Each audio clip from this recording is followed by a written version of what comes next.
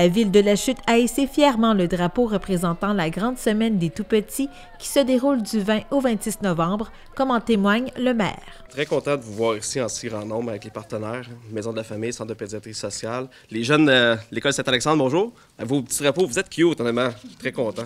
Écoutez, on l'avait souligné l'année dernière, la grande semaine des tout-petits, mais cette année, on voulait faire quelque chose de plus grand ici avec le conseil municipal et la ville de La Chute pour renforcer notre position. Parce que je pense que c'est important de dire puis de rappeler, renforcer que c'est important de ramener les jeunes au cœur de nos décisions. On est en politique, on est des élus et je suis très content de te voir ici, Agnès, avec nous aujourd'hui.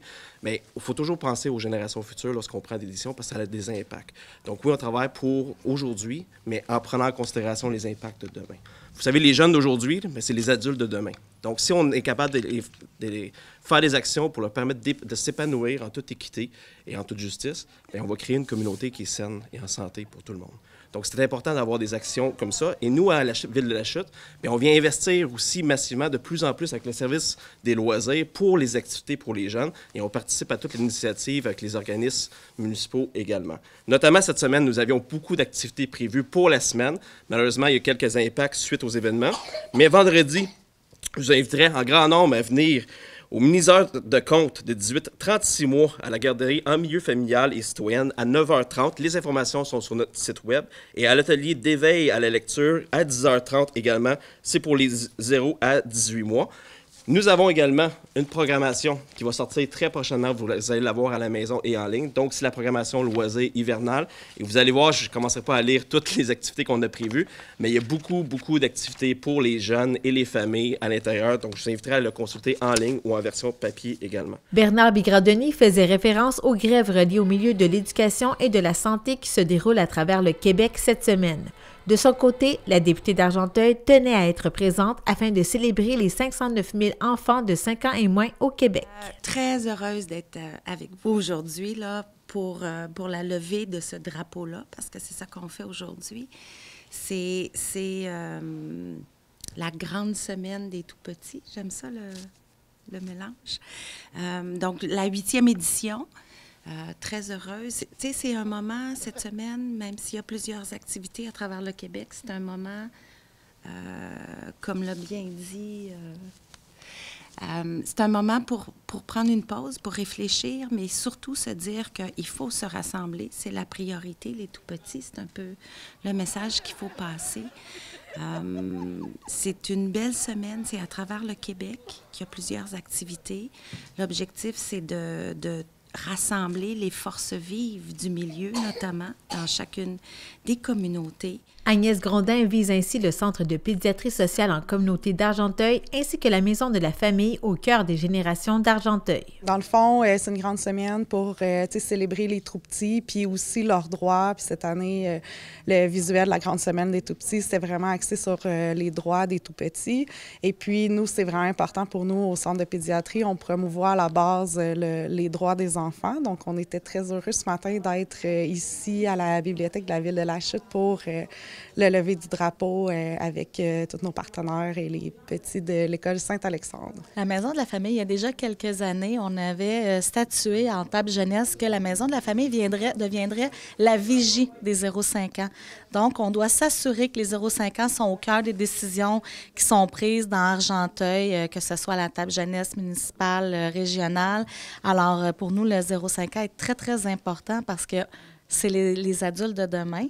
Puis, on sait que les enfants, pour qu'ils arrivent le mieux préparés à la maternelle, doivent être stimulés dans tous les domaines du développement. Donc, c'est ce qu'on s'affaire à faire dans nos activités régulières de la Maison de la famille. Oui, et parlons-en. Quelles sont-elles, ces activités? Cette semaine, on doit un petit peu rebondir avec ce qui se passe dans les médias.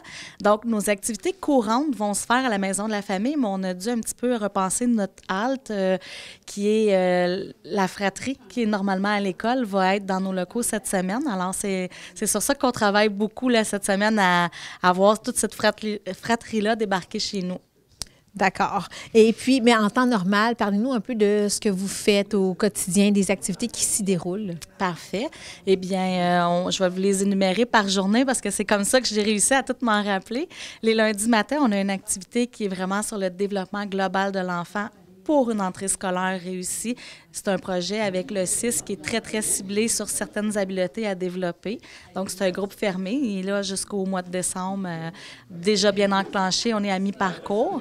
Les mardis, on a un groupe de discussion de parents sur les habiletés parentales. C'est un groupe qui se fait aussi sur une coordonnée. On a environ 15 parents là, qui se déplacent à chaque semaine pour venir enrichir leurs habiletés parentales. Les mercredis, on a un groupe ouvert qui s'appelle les Bouts de Chou. C'est un groupe de socialisation où est-ce que les parents et les enfants sont invités à venir socialiser, bricoler, faire des activités scientifiques, toutes des petites choses qu'à la maison, des fois, on manque un peu d'idées puis qu'on veut explorer différent. C'est les mercredis que ça se passe. Puis les jeudis, on a notre halte nourrisson qui est en partenariat avec Nourrissources et une infirmière pour répondre aux questionnements des parents sur les petits bébés. Faites-nous aussi un petit rappel du nombre d'enfants que vous desservez ici dans Argenteuil.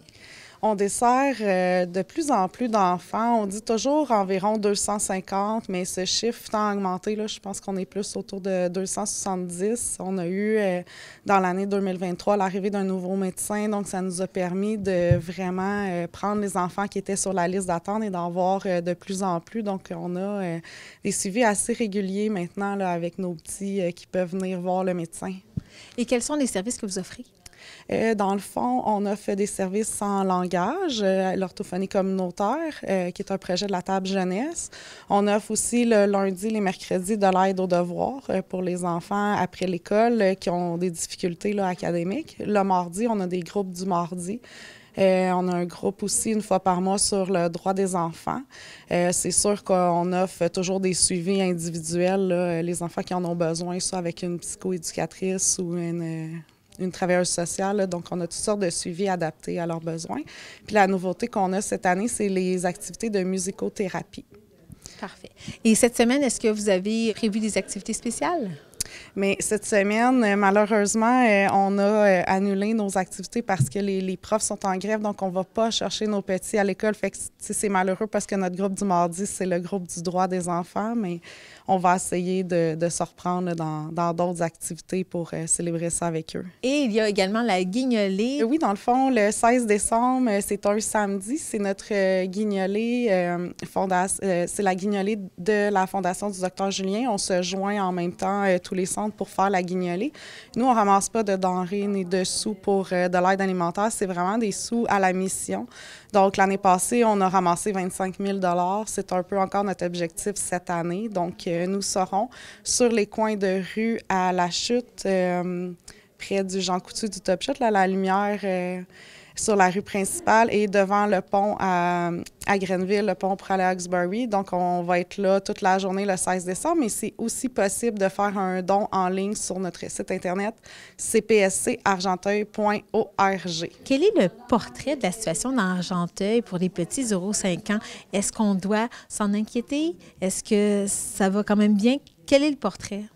Bien, c'est sûr que les enfants, on le sait, là, ils doivent être vraiment beaucoup stimulés pour arriver à bien se développer. C'est là-dessus qu'on travaille. Le portrait, il est un peu comme partout au Québec. Les enfants arrivent à l'école puis sont vulnérables dans au moins une sphère de leur développement. Donc, c'est vraiment sur ça qu'on travaille fort avec nos partenaires en collaboration pour mettre le plus d'outils possible autour des familles pour qu'ils puissent bien stimuler, faire des activités enrichissantes parce qu'un enfant de 0-5 ans, pour qu'il soit habile, il faut juste qu'il bouge avec tout son corps.